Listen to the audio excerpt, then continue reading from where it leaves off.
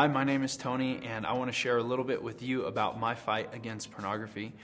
When I was a young kid in middle school, I was at a friend's house, and it was there that I was first introduced to pornography. And thank God, I knew that this was not God's plan for my life. I knew that pornography, there was something about it. Even as a young boy, I knew that there was something not right, that this was not what God wanted for my life, and that this was not real. And so as I've grown up, I've been exposed more and more times to it, but always I knew that this is a lie, and that these are actors, and that this is not love. And so I have fought to keep that out of my life so that it wouldn't enter into my mind and my heart and eventually destroy my marriage and my relationship with my wife. I know that pornography is addictive and it is destructive. Right now I counsel a lot of men who are addicted to pornography, and they are seeing the destruction that it brings to their mind, to their heart, to their friendships, and to their relationships with their wives.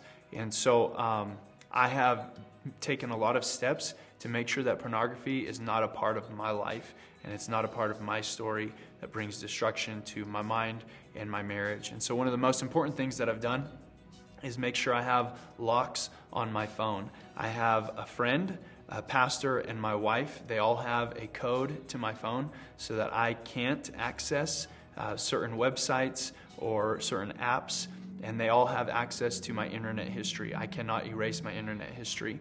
And it's not that I am viewing pornography, but I never want to. I don't want that to be a part of my life. And so I keep myself accountable to friends, pastors, and my wife. Another thing that I've done is make sure that if ever I do struggle with lustful thoughts, a lustful eye, I have an accountability partner, an older man of God that I will confess to. I'm struggling, I'm feeling weak, and it is through confession that I find healing and that I find strength. And if you are struggling with pornography right now, I want to give you hope. There is power over this. There are ways to get out of it. And so I want to give you 3 things that I think can help you in your battle for your purity.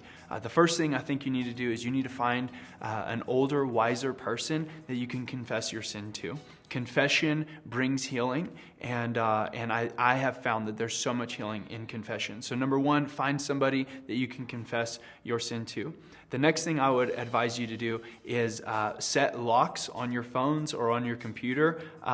Find someone who can put a code into your phone so that you're not able to access different websites or different apps that bring temptation to your door. And the third thing I would say is fast. Fasting means abstaining from food, denying the cravings of your flesh. I normally try to fast for a 24-hour period, starting at 6 p.m. and going again until 6 p.m.